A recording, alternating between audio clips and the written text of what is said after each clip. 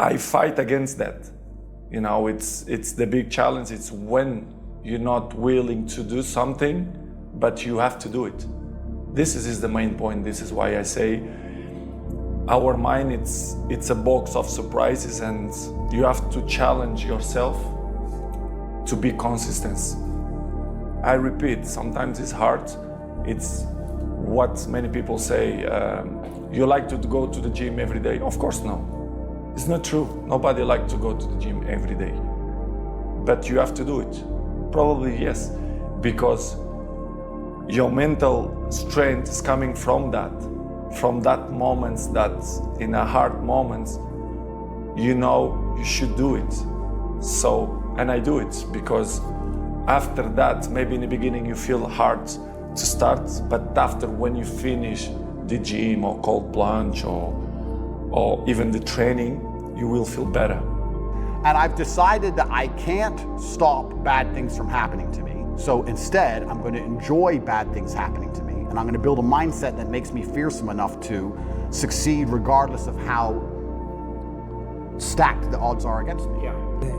I think continuing to have the belief in myself and not letting that veer off since I was young, since I've been told from my teachers that I would never amount to nothing. The bullying or the things that you face, the adversity you face, the discrimination, and just continuing to keep your head up, continuing to march on ahead towards your dream and never losing sight of that. I think that's definitely for sure the most difficult thing is keeping your goal and your eyes set on that and not being distracted, not giving up.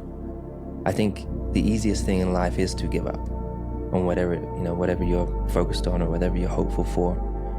The hardest thing is to continue to keep going, but we have to continue to hold on.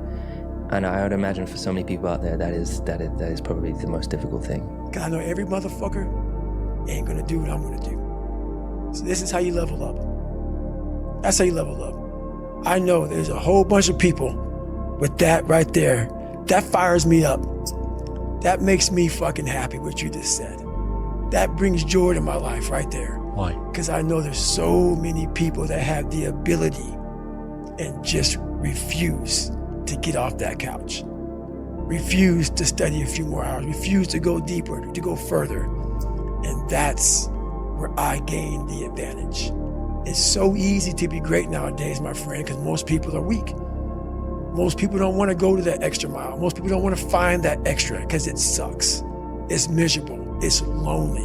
It was a combination of all those things, and I've always been curious and walked towards the how do I make myself better? What are the things that I need, the tools that I need in order to improve myself, the way I think, how do I maximize myself, you know? So from, I think, getting an executive coach, who talks to executives all day and how to create healthy conversations, the right type of conversations to have as you're building a team around you. Because, as you know, it's not just us. We have an entire team of people that surround us that help us achieve our dreams and get the big idea done.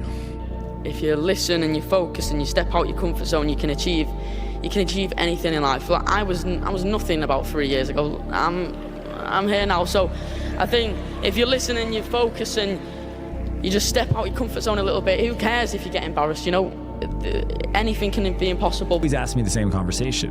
What do you do to afford this car? Like, I would want to know if I was 8 or 9 or 10. And I love that question because then my response to them is it's not what I do, it's what I don't do. Right. Because here's what I don't do. I don't lay around. I don't hit snooze.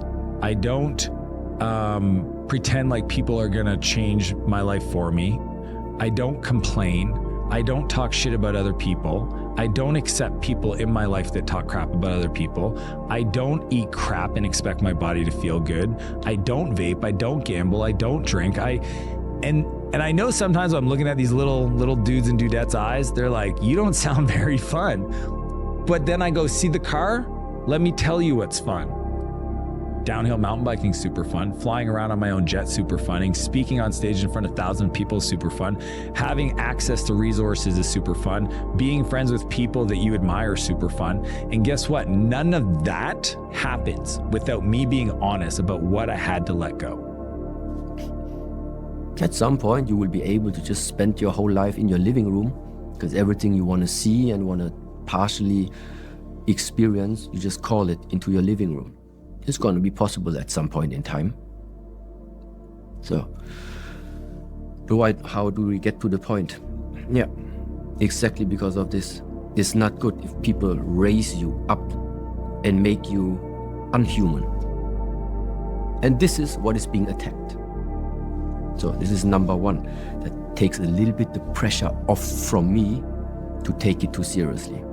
Because I just know they are seeing something, but it's a fraction of what I am. This is number one.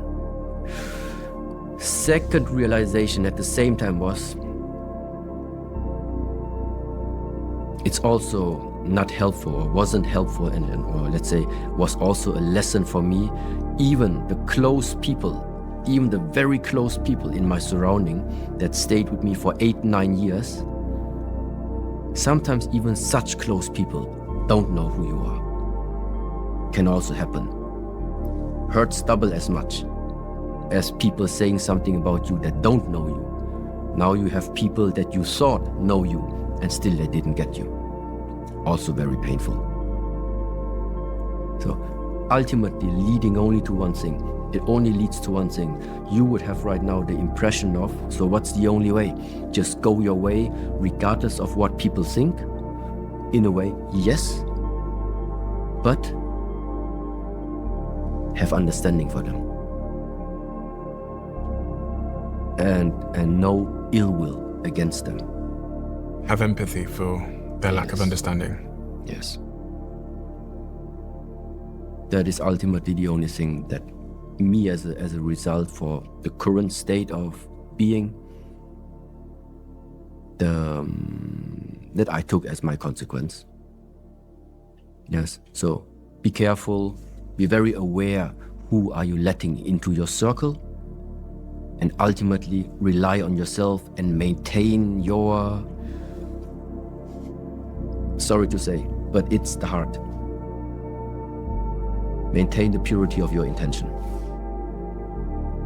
You guys got to realize when you're up and coming and you see these guys doing these types of things, it's crazy. You have to up your level. You have to up your game, not only mentally, but physically and emotionally. You got to be testing yourself inside and outside of that octagon. I'm doing these sprints. I'm doing these hill climbs. I'm doing this and crazy stuff, right? And I'm putting it out there.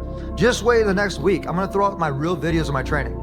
You guys will really see what I went through. This was no easy task for myself. You guys have no idea. When you're hurt, how do you feel? You lay down, right? You take a second, you go, you take your vitamins, you do your thing. When I'm hurt, I love it. I love that feeling because it's real. That's the most realest feeling that you could ever have, is being in pain, because everything else, happiness could be fake, crying could be fake, but pain, shit, that's real. I got kicked in the leg. It hurt a little bit, but I walked it off. When I got kicked in the leg and I smiled, that was real. It did not hurt. It took me 4 months because I've had great trainers. Trainers meaning doctors, okay? Doctors, therapists that have helped me battle back from my arm. Dude, I've had how many surgeries, guys? Who knows the right amount of surgeries I've had? None of y'all. I've had 5 to 6 surgeries. I can't even remember how many surgeries I've had. But that's plenty of time to learn a thing or two about a thing or two, don't you think? And take an opportunity to say, you know what, I'm not gonna take your condescending handshake, therapist guy. I'm gonna do this shit on my own. You're telling me 6 months to a year? I'm gonna do it in 3 months. I did it in less than 5 months, ladies and gentlemen.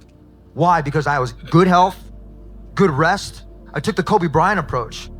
The more I got towards this fight, sleep less, run more, work out more, feel better, eat good, rest more. Repeat the process over and over, and it showed inside that octagon tonight. You get on that bus, you win the championship, and then when you get back on that same bus after you've won the championship, the sign is changed. It doesn't say the destination to the hotel. It says, this bus ride is back to hell. Because if you're not willing to take that ride, this will be your last win. You know every single successful person, every single one that you've had, every single win, the next one's a little bit more difficult. It's a little bit harder to get. You become more smarter, you become more educated, you know more, but you can't come back. You cannot come back the same individual, especially when you're trying to repeat at something that you've already won at.